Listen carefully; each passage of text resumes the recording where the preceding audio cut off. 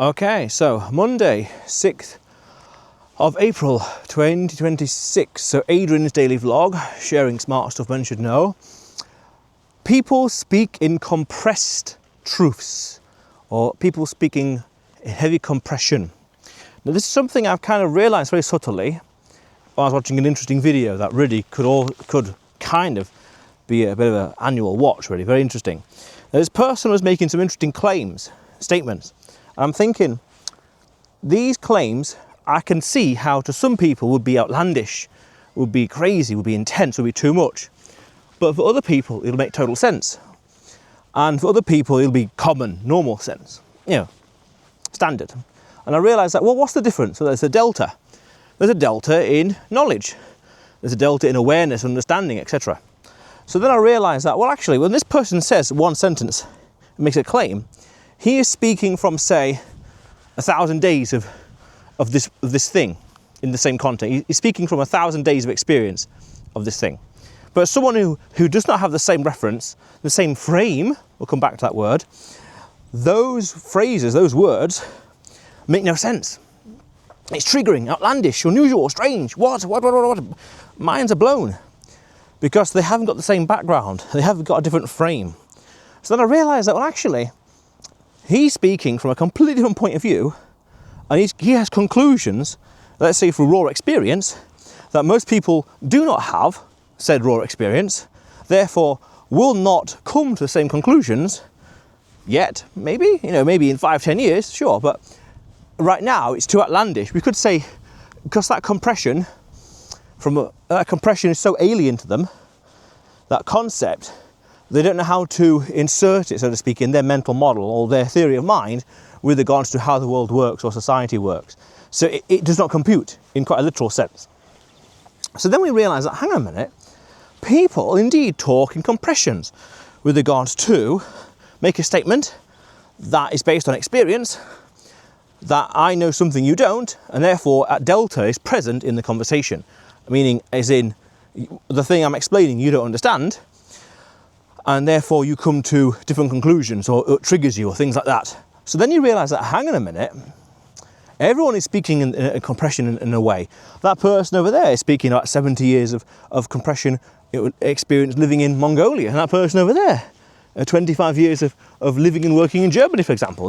They are speaking from completely different frames of view, or frames, references. And that itself is powerful to recognise, in a sense of people have different backgrounds, so frames, different input, different models, different mental maps of their theory of mind. So they are talking almost from complete different points of view. Okay, somewhat straightforward, somewhat common sense, fair enough. But then to realise that, and to recognise that and codify is important, first step. But then to go deeper, to try and simulate their mental model beforehand so as to understand them better, so building rapport, but also at the same time to understand their point of view easier and quicker as well. If I understand someone's point of view and their reference, what they're talking about from the very beginning, I can learn faster. So then we could say, right, well, in this video, this guy was making statements that I would have to accept verbatim if we're going to be optimistic, and then in due time filter out the things that don't work or don't make sense based on my experience, or based on, let's keep it simple, my experience. To reject it out of hand straight away, verbatim, is silly and dangerous, because you are, quite cleverly, you are ignoring potential life-saving advice or time-saving advice that person would have gone through over, say, 1,000 days of making trial and error, or doing trial and error, but you just dismiss it like that. You're dooming yourself inadvertently to the same errors and wasting time, as opposed to learning from their experience and taking their claims at face value and then analysing it and dissecting it in your own way in due time. That's quite powerful. Now, that doesn't mean you should be gullible with regards to take everything at face value, because you'd need to filter it through your own frame of reference, own values, standards, priorities, etc., to judge to what extent this claim, this statement, is accurate, is on point, is valuable, you name it, very important. But that is a deeper level that everyone is discussing. They're talking from their own point of view and reference, and they are compressing potentially decades of experience, trial and error and whatever else, into a single meta pattern, into a single statement.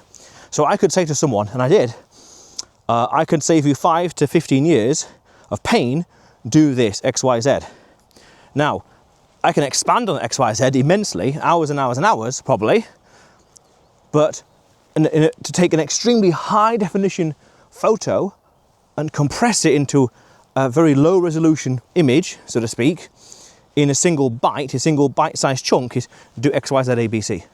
As opposed to this entire encyclopedia of information, which is too much information to absorb, just do this. This little pill, as opposed to this entire, I don't know, pantry of information and ideas and advice.